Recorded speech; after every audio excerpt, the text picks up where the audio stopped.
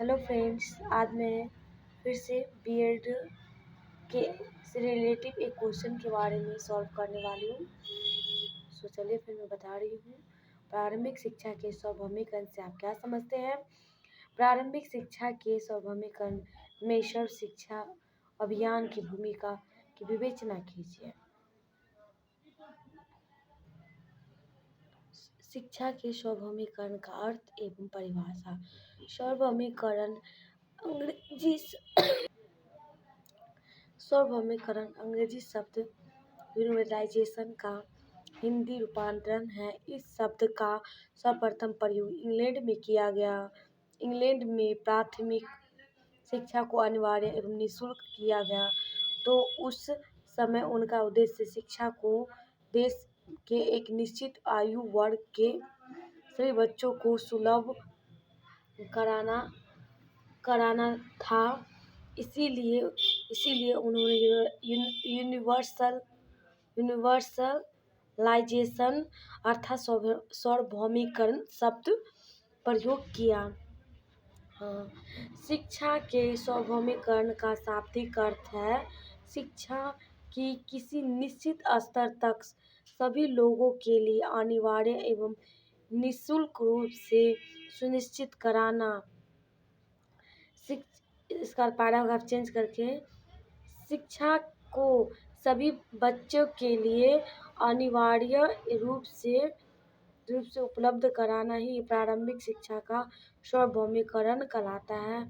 वैज्ञानिकों ने अपने तर्क पर निम्नलिखित परिभाषाएं दिए हैं। पहला होगा जेपी नायक के अनुसार प्रारंभिक शिक्षा की प्रगति पूर्ण देश के सामाजिक अर्थात एवं सामान्य विकास का सूचक है। दूसरा एस चक्रवर्ती के अनुसार सामाजिक पुनर्निर्माण करने की दृष्टि से जिसके लिए देश की प्रतिबद्धता का प्राथमिक शिक्षा के सार्वभौमिकरण की समस्या का निसंदेह निर्णयात्मक महत्व है।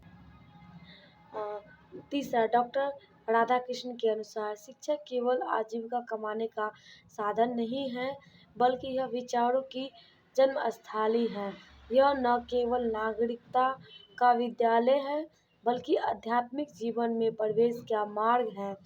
मनुष्य अपनी आत्मा और सत्य की खोज के लिए उसमें प्रशिक्षण लेता है। चौथा पीएमसी के अनुसार प्राथमिक शिक्षा के सार्वभौमिकरण ने ब्रिटिश संसद में के डब कोर्ट में हलचल पैदा कर दी थी तथा भारत के राज्य स्तरीय सचिव ने भारतीय शिक्षा के संदर्भ में प्राथमिक शिक्षा की ओर ध्यान देने के लिए सबको अपनी ओर आकर्षित किया।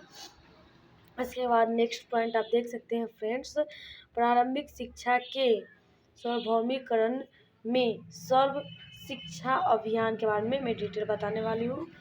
चलिए फ्रेंड्स, भारत में सर्वसुलभ प्रारंभिक शिक्षा को देश भर में लागू करने के लिए सर्व शिक्षा अभियान का कार्यक्रम संचालित किया जा रहा है। इस कार्यक्रम के अनुसार 14 वर्ष तक की आयु के सभी बच्चों के लिए निःशुल्क एवं अनिवार्य शिक्षा प्रदान करना है। सर्वसुलभ प्रारंभिक शिक्षा का प्रावधान स्वतंत्रता प्राप्ति करने के बाद से ही राष्ट्रीय शिक्षा नीति का मुख्य उद्देश्य रहा है। राष्ट्रीय शिक्षा नीति 1986 तथा कार्य योजना 1982 में इस संकल्प को दोहराया गया। इस संदर्भ में कई योजनाएं एवं कार्यक्रम भी आरंभ किए गए, जैसे ऑपरेशन ब्लैक बोर्ड, अनौपचारिकता शिक्षा, शिक्षक शिक्षा, बिहार की परियोजना शुरू किए गए। अब नेक्स्ट पे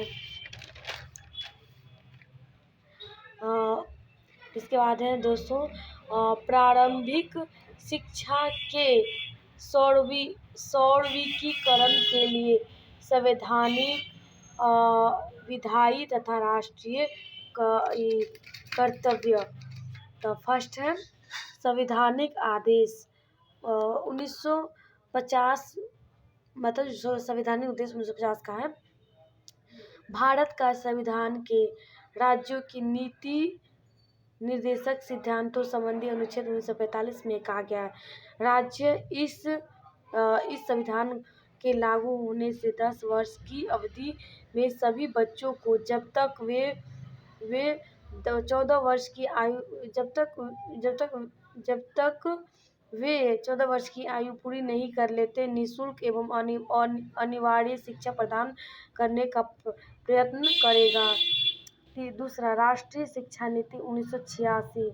21वीं शताब्दी में पहुंचने से पहले यह 14 वर्ष की आयु के सभी बच्चों को संतोषजनक कोटि की निःशुल्क एवं अनिवार्य शिक्षा सुनिश्चित कराएगा। तीसरा, उन्नीकृष्ण निर्णयक 1983 में 14 वर्ष की आयु पूरी करने तक देश के प्रत्येक बच्चे को निःशुल्क शिक्षा का अधिकार प्राप्त है। चौथा, शिक्षा मंत्रियों का संकल्पना जो 1998 में है, सर्व सुलभ प्रारंभिक शिक्षा प्राप्त करने के लक्ष्य को मिशन के रूप में पूरा किया जाना चाहिए। पांचवा पॉइंट, राष्ट्रीय समिति जो कि इसके अंदर प्रारंभिक शिक्षा के मिशन के रूप के लिए 1999 की रिपोर्ट जिला प्रारंभिक शिक्षा योजनाओं की तैयारी पर बल देकर समग्र एवं केंद्रीय दृष्टिकोण से युक्त मिशन के रूप में प्रारंभिक शिक्षा को सर्वसुलभ बनाने का लक्ष्य प्राप्त करना है तथा इसे मौलिक अधिकार का दर्जा दिलवाना है। नेक्स्ट पॉइंट है सर्व शिक्षा अभियान का उद्देश्य। सभी बच्चों के लिए फर्स्ट है सभी बच्चों के लिए वर्ष 2003 तक स्कूल गारंटी केंद्र, वैकल्पिक school, back to school, civil उपलब्धता।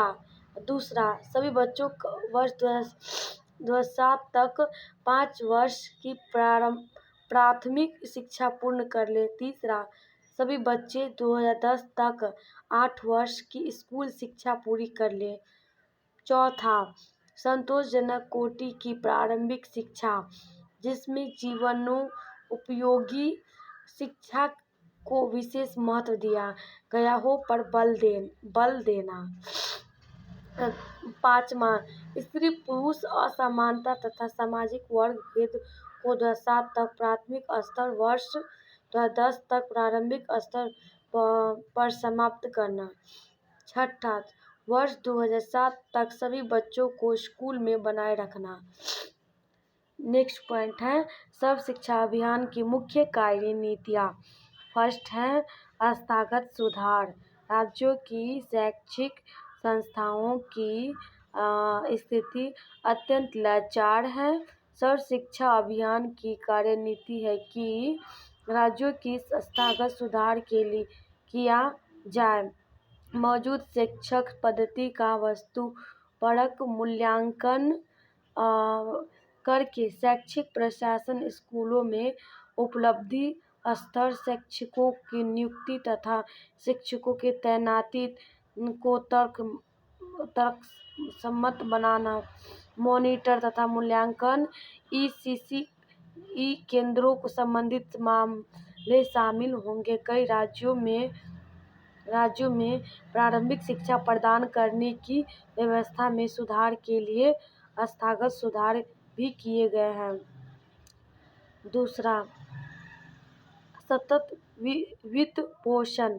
सर्व शिक्षा अभियान इस नीति पर आधारित है कि प्रारंभिक शिक्षा कार्यक्रम का वित्त पोषण सतत जारी रखा गया। केंद्र और राज्य सरकारों के बीच वित्तीय सहभागिता पर दीर्घकालीन परिप्रेक्ष्य की अपेक्षा है।